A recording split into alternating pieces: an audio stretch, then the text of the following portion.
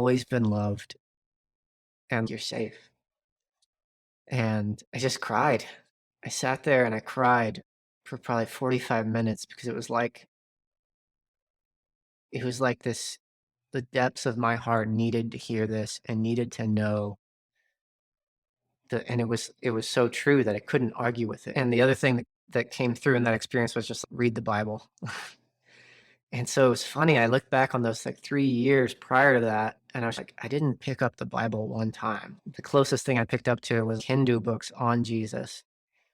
And so that night I downloaded the Bible on my iPhone and started reading like who is Jesus?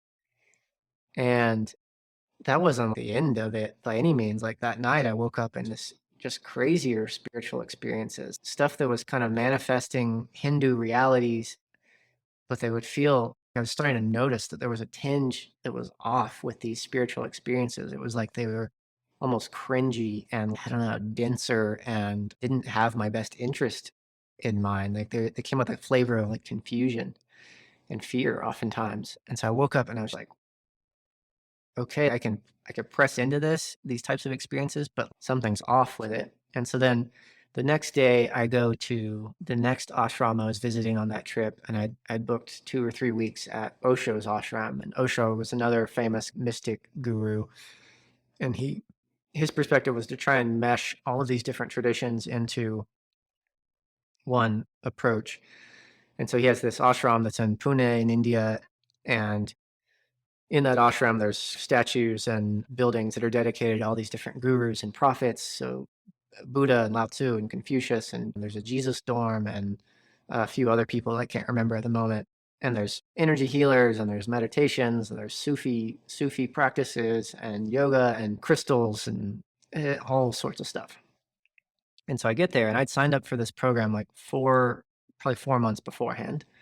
And it was called the Born Again program. And so I get there and I'm like, whoa, born again. Well, it's a very Christian term. And I'm like, I'm here for the Born Again program. And they're like, oh, wow, you're going to be in the Jesus dorm in room number 3. And I was like, whoa, like it was just like the prior 3 days, it was like Jesus and Bible. And then I get there and I'm in the Jesus dorm. I'm there for the Born Again program. And albeit this isn't a Christian program, it's a program that's about finding your inner child. And so I am just, I'd say almost like walking on a cloud is what it feels like. It's kind of like this sense of what very, I'd say spiritually high in a sense, but also like feel like I'm finding for the first time and being guided and led in a way. And then they pull out my passport and my name's Chris. So they were like, but it has Christopher in the passport, but then like it cut off part of the way and they're like, oh, Christ. And I was like, what is going on here? And it was like the next 2 weeks was just me reading the Bible every day in the midst of all of these different you couldn't find a Christian there and you couldn't find a true Christian practice there. But I was surrounded by different spiritual perspectives and I would try and talk to people about what was happening for me in this experience with Jesus and reading the Bible and trying to interpret it. And almost every person was like, oh, well, like you should read this book by Osho on Jesus. He talks about how Jesus is actually talking about these Hindu or Buddhist perspectives on enlightenment and no self. And it was like in my heart when they would say that, I would know there would be this knowing that, like, no, don't do that. Don't listen to that. And it was like the Holy Spirit was revealing to me there was a discernment in the spiritual realm between good and evil, between things that are aligned with God and things that aren't. And it was crazy. They did this cathartic release exercise every morning where you go and if you've seen the Netflix documentary on Osho, I think they showed visuals of it of people going crazy in a room. And so everyone would get up and you can't wear your normal clothes there. So you wear these red robes and everyone goes and wears these red robes and goes into this kind of pyramid temple thing and just like 6 a.m. It's like dark, sun's not even up yet. And everyone for 10 or 15 minutes, they play this really intense music and everyone's just screaming and jumping and whatever. He says, do whatever you got to do, like scream, cry, yell, whatever it is. So it's a total cacophony. And then after that, you take another 10 minutes and they just play this really chill music and you relax and stand. And he says, the practice is to not do anything intentionally. And so it was in that period, I would go to these cathartic release things and I would do this cathartic release and scream or yell or dance or jump around or whatever. And then I would let my body do anything, like whatever I needed to do. And it was like my arms would like lift up and make the sign of the crucifix. And it was this strange, strange thing. And I'm like, okay, whatever. And literally for days and days, like probably 8 days in a row, it would do that. And it was in retrospect, I see it was God was like, I was surrendering myself and God was revealing truth to me, the truth of Jesus Christ. And and at the same time, I'm going to all these different meditations and practicing all these, still practicing these sort of Buddhist methods and Hindu methods and going to energy healers. And it was like there was this revelation and at the same time, this, I'd say, profound kind of ignorance. And yeah, there's a number of different things. I mean, I was reading Genesis and trying to come to terms with sin and the fall of man and what that meant. And one day I go to sit next to this tree that I had sat next to the day before, and I was just reading this passage and thinking about the tree of life and the tree of knowledge. And while I'm sitting there, there's this girl that I'd been attracted to was at this workshop, and she basically I saw her earlier that day, and basically she was like, "Oh, let's go for a walk," and we went and walked, and she like went straight to that tree and sat down. And it's the same place I'd been dwelling on the nature of like Adam and Eve and sin and what sin is and what sort of a godly relationship with women and sex is. And so I'm dwelling on that. And then we sit there and I'm like, what?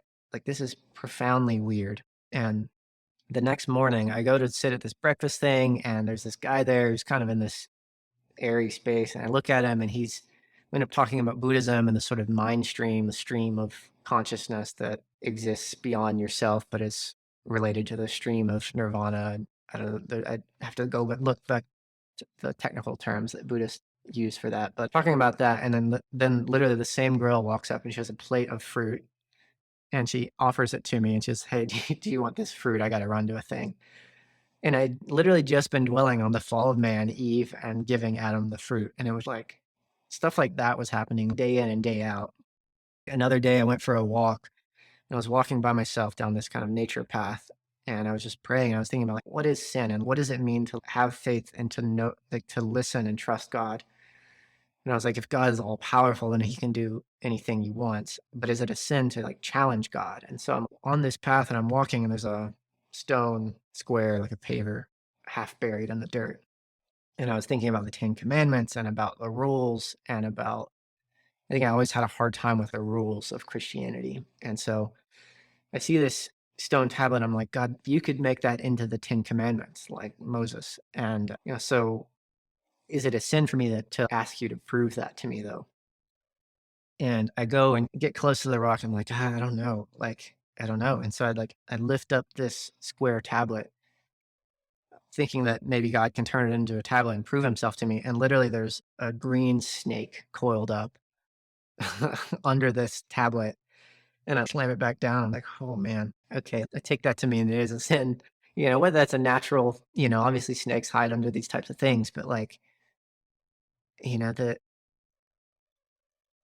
it is ultimately a sin to like to to test God from a place of doubt. It makes me think of some passage, and maybe I'll pull it back up for this video later. But yeah, it's not faithful, it's not trusting. And so I kept going with that retreats. I get back from India and I'm like, wow, that was profound. And I felt like I was finding more than ever. And at the same time, I was still wrapping it around everything else that had been pursuing Buddhism and yoga and crystals and all these things, Tai Chi. And so I spend the next couple of months thinking about how do you unify all of these different paths to say the same thing? And how did these experiences I had relate with these other spiritual paths and energies and enlightenment and no self and in a Buddhist sense? And so I am diagramming all of these things. I'm thinking about what would I write? How would I integrate this into a retreat? And I go back to another retreat, a Buddhist Vipassana meditation retreat. And this retreat, you basically turn in your phone, your laptops, you commit to doing this practice of body scanning and following your breath, like following the in and out of your breath for 10 days straight. It's silent.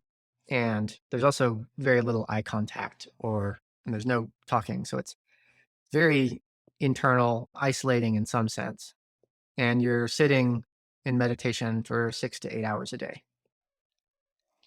And so I go there, and in this meditation, like I'm sort of just meditating for the first 3 or 4 days. And about 3 or 4 days in, I can't remember exactly when, I have this kind of recollection. And the recollection is this memory of my neighbor's house that had been coming up for probably a couple of years. It would just be like a little flash of the neighbor's house. And I would be like, why does that keep coming up? What is going on with that? I would ask inside myself. And so I have this memory of that like clicks of playing with this Ouija board at my neighbor's house when I was probably 7 or 8 years old. And their parents had it, and we got it out one night, me and my brother and the two girls and their older sister or brother or something. And we play with that Ouija board. And then within, moments of me remembering that, it's literally like I am aware that there's another presence with me, and it's evil. It's like evil in the sense of like it's like experiencing another being, but with your mind's eye. And it's like there's nothing I can do to get away from this thing. And it's sort of manifesting visually as in lots of different ways, but it would be a hovering figure or this figure that wanted me to believe that I had chains attached to me and like I was like a dog on a leash. And so I was like, okay, just witness this. It's probably something from your subconscious, all the while knowing that this is like another being that I'm experiencing, and this thing is terrifying. And so I'm like, okay, just witness it, just breathe, just do the meditations. And so I keep doing that. But then in the middle of the night, I wake up like I'm starting to have more and more visual imagery in my head. I close my eyes, and it's images of murder and knife attacks and rape and this bombardment of this deeply evil and dark stuff. And what's more is there's starting to be words with it that are like, kill yourself. And so I'm sort of aware of what's going on. I'm seeing like, this is crazy and profound, but I'm like, okay, just what do I do? How do I love this thing? How do I witness it from a place of pure, perfect love, which is often the sort of what's espoused as the perfect witnessing consciousness in Buddhism or Hinduism. And the more I do that, the worse it gets, to the point where I'm starting like, I go with this for days on end. And at one point, I talked to the retreat leader. I'm like, hey, I'm having these kind of really profoundly dark and hard experiences. And she's just like, oh, Buddhist literature talks about evil. It's common. Like, we don't see it that often, but just do the practice. Don't worry about it. And all the while, in the middle of the night, I'm waking up with a basically like suicidal oppression. And I'm aware that it's not coming from me. So I'm not necessarily confused by that, but I'm not sleeping much. And it's days are going by, and it's like these crazy visuals. And it gets to the point where I'm like, I got to get out of here and talk to someone that's actually knowledgeable about this topic of like demons, really, was my experience of it. And so the last day, the day before I go, there's one more day left. So I guess it's the eighth day going into the ninth day. And that eighth evening, I go to the guy's retreat leader, just to kind of chaperone in a way. And I tell him all this stuff that's going on. I'm just like, man, this is crazy. Like I feel like I'm losing touch with myself, and it's harder to grasp reality. And he looks at me, and there's just like this tent of kind of red, like fog almost around me. And he just looks at me and he goes, Chris, it's not like there's a battle for your soul going on here. Just do the practice. And I was like, in that moment, I was like, yeah, that is exactly what's going on. There is a battle for my soul going on. And in that moment, I was like, I'm done. I'm out of here. But they won't give you your phone or laptop or anything back until the next day. And so I was like, screw this. And so I just lay there that night and I can't sleep and it's crazy. And I go to my car where I'd stashed my iPad, where I was like, didn't like the idea of leaving everything with them. And so I go to my car and I have photos of friends and events and recent events on there. And I just sit and I journal on how did I get to this point? How did I become so confused spiritually, especially in this retreat? And I'm trying to just kind of refine, like reassess who I am and where I come from because it's so deeply challenging and confusing. And yeah, and so I just look at pictures and videos of friends and I feel like more at ease. And I do that for hours in my car, just sitting there. And then I go and lay down for another hour or two. And then finally the sun comes up. We can get our stuff back. I get my stuff and I leave. And I'm like, see ya. And I drive down the road and I call my friend Travis, who I grew up with, who was always a devout Christian, who we would always debate. And I would be like, he's so arrogant and wrong and antiquated and he doesn't get it. He doesn't get me. And so I call him and I'm just like, man, this is crazy. This is happening. I was like, what do you make of it? And I was like, will you pray for me? And I pull over into this parking lot in front of this church on the road, maybe a few miles down the way. And he says a prayer over me. And it was like this white, like power comes over me. And it was just like, and it was just like, it was like a blocker of that evil oppressive force. And it was just like, there, it was around me, and it was like where this prayerful energy was, that oppressive force that I'd just been entangled with for 7 days or whatever couldn't be there. It couldn't, it was like my soul was able to breathe. And so I was like, frick, okay, I'm done. Jesus is not the same as every other guru teacher. Like, there's a thing called the authority of Christ and the authority in the spiritual realm, the authority over spiritual entities, beings. And it was like, I looked at that and I looked at this experience in India and I was just like, all right, like, I don't get it. Like, I think Christianity is so backwards and antiquated, but it's true. Jesus is true. And so I call another friend who is Christian, who I grew up with, my cousin Jen, actually, and she prayed and we talked about this. And I was like, wow, I think I get it. I get that Jesus is who he says he is who the Bible says he is. And so that wasn't the end of it. But basically, I went back to the place I was living in. I lived with a guy who was doing energy channeling from Archangel Raphael. And I was just like, he was apparently had experience with entity removal and exorcism and that kind of thing. And so I go to him and the next day we do this session and he's like, does this thing where he like pseudo leaves his body and talks to the spirit. And the spirit's like, oh, that thing is gone. It did its journey and helped you like level up in consciousness.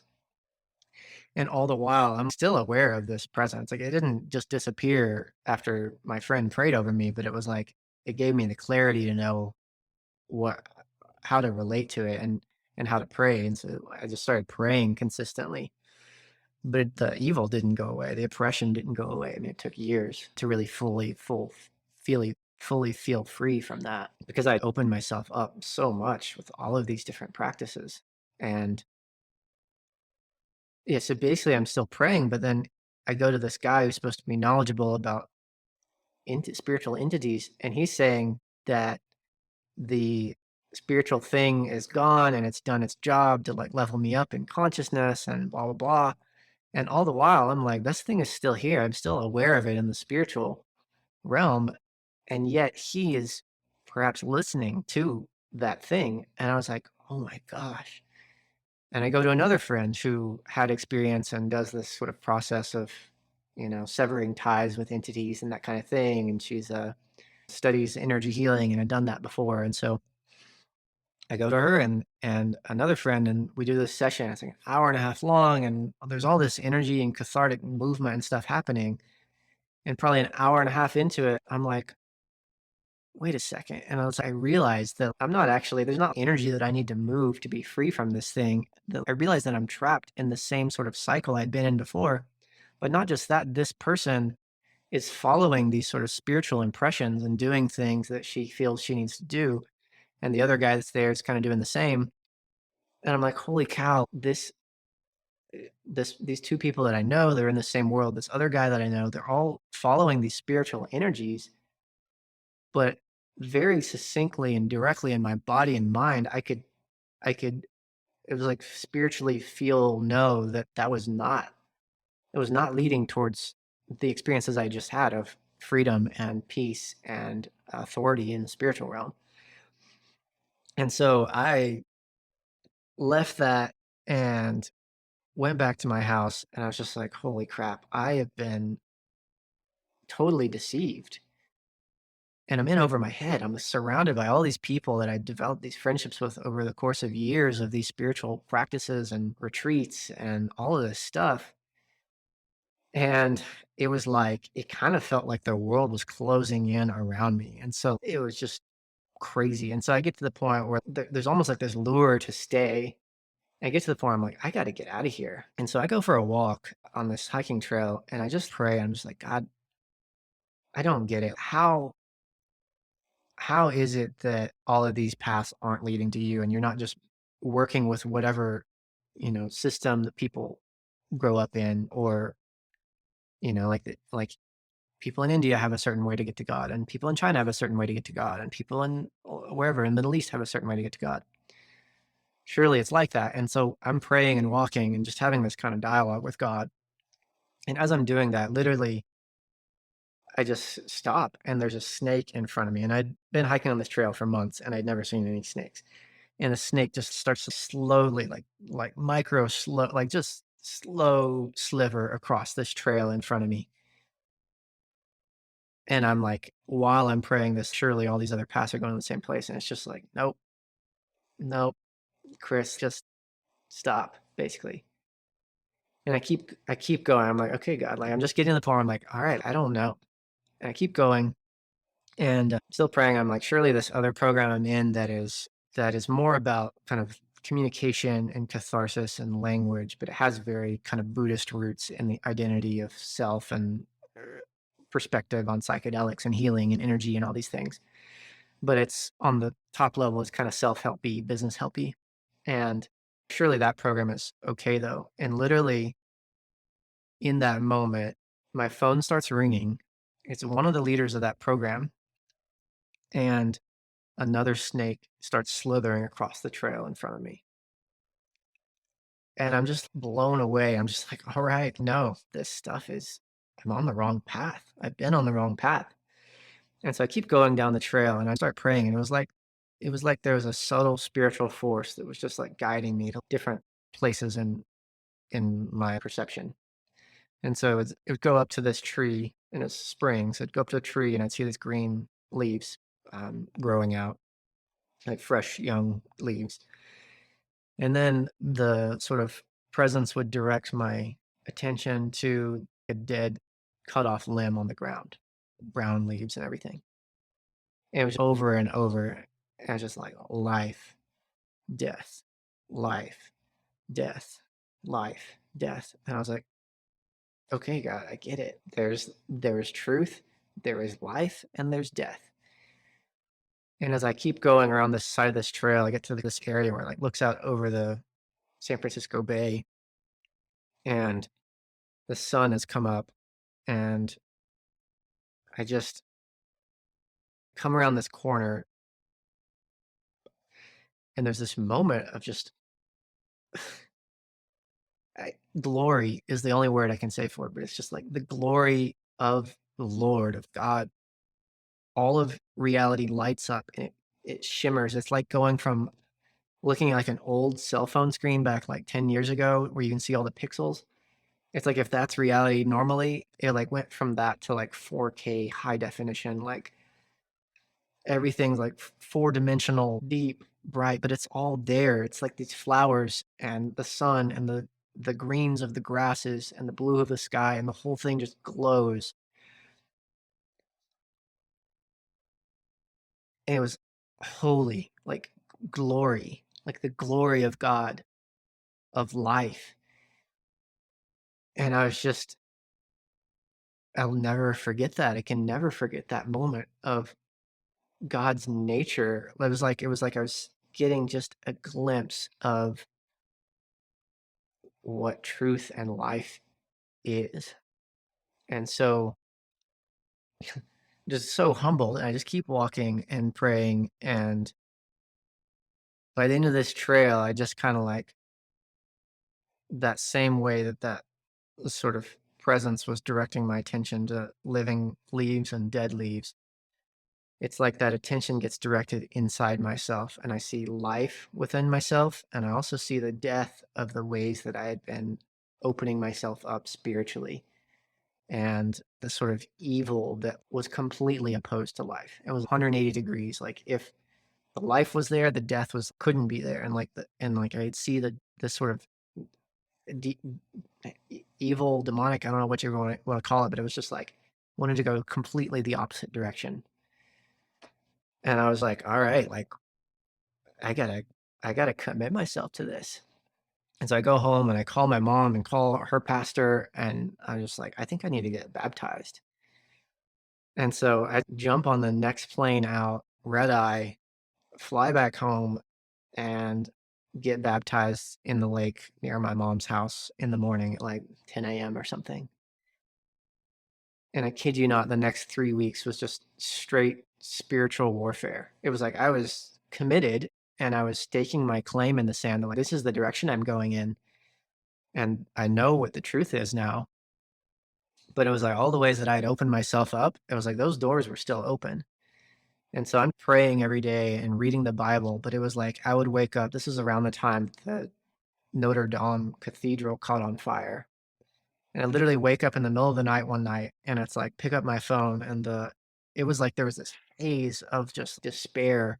And it was like pick up my phone and it was just the church was on fire. And it was like this presence was still there and still wanted it was still so oppressive and it wanted me to believe that the world was ending and that I should kill myself.